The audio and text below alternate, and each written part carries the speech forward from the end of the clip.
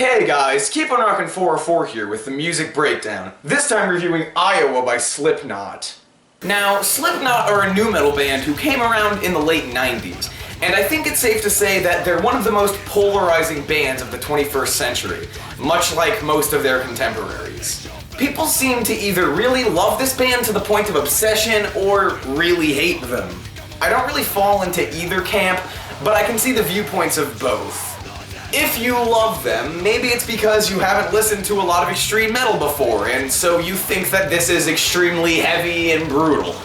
If you hate them, it's probably because you have listened to a lot of extreme metal, and so you see Slipknot as a pop band or something. Either way, I think we can all acknowledge that this band encourages a lot of discussion. Not that that's necessarily a good or a bad thing, but it's just a fact. Despite the fact that I don't hate Slipknot, I definitely don't like them. They could be really heavy, but their excessively clean production holds them back. And their riffs are all boring. Even though their music is pretty riff heavy, they still can't come up with a decent riff to save their lives. And these are two of my main complaints with Iowa. It could be really brutal and heavy, but it just has so little impact. The riffs are forgettable and the album is too cleanly produced. Thankfully, I feel that at some points the brutality of this album can shine through. This band really does go pretty nuts on this album. And throughout the songs, they kind of just go all over the place and can go into a whole new riff or a whole new song section without warning. Which gives the album a lot of unpredictability, and that works in its overall favor. It's constantly throwing the listener for a loop with its sometimes pretty complex song structures. Sometimes, though, this can make the album feel a bit messy, but thankfully that doesn't happen too often, and I mostly feel it's pretty cohesive. The band's frontman, Corey Taylor, has a fantastic scream, and since that's mostly what he's doing on this album, it's a pretty good thing that he does. That being said, the lyrics are complete edgy garbage, with such lyrics as I wanna sledge your throat and fuck the wound. Wanna push my face in and feel the swoon. Pull it to my feet and my hands and I don't know why. I'm not afraid to cry, but I'm on the trails of my arms with you this thing. Going underground, coming on like a vaginas.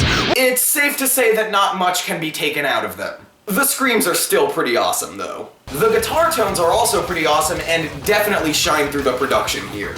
They have this very distinct crunch to them that really increases the interest in riffs that would otherwise be completely boring. Let's just get past what may be my main complaint with Iowa, and for that matter, Slipknot in general. Corey's goddamn singing. I said his screaming was great, I know, but his singing does not fit at all. Almost every time he sings, he completely kills the mood of the track. Like on the track My Plague, which I actually like for the first 45 seconds, which are pretty rad, but as soon as that chorus comes in, it just kills the track. I mean, it is fucking terrible.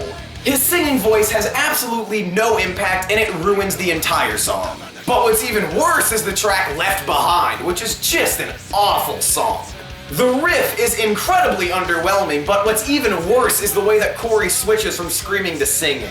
It really emphasizes how little impact the singing has when it's contrasted against the incredibly hard-hitting screams. It's downright hilarious. I'm serious, I've returned to this track quite a few times just because it always makes me laugh. It just sucks, it's bad, throw it in the dumpster.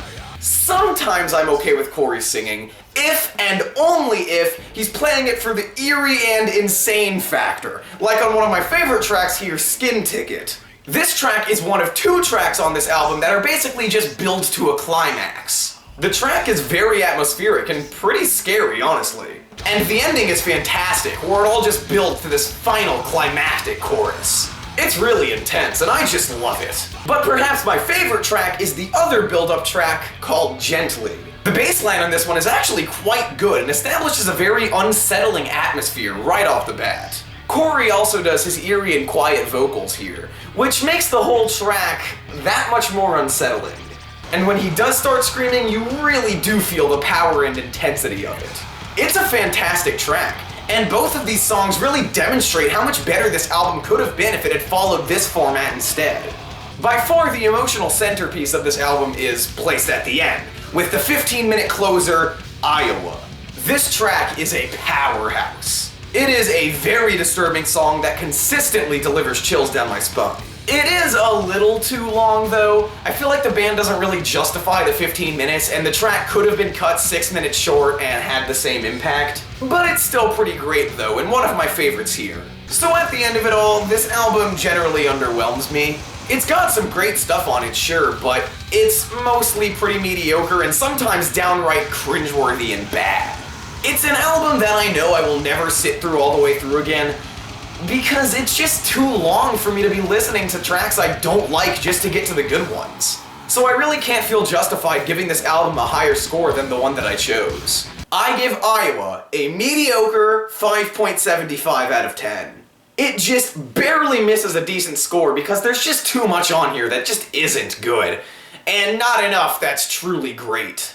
So I guess in the end I kind of played it safe because no one can really jump on me for picking a side on Slipknot, and so whoopee! Bye guys. Oh no!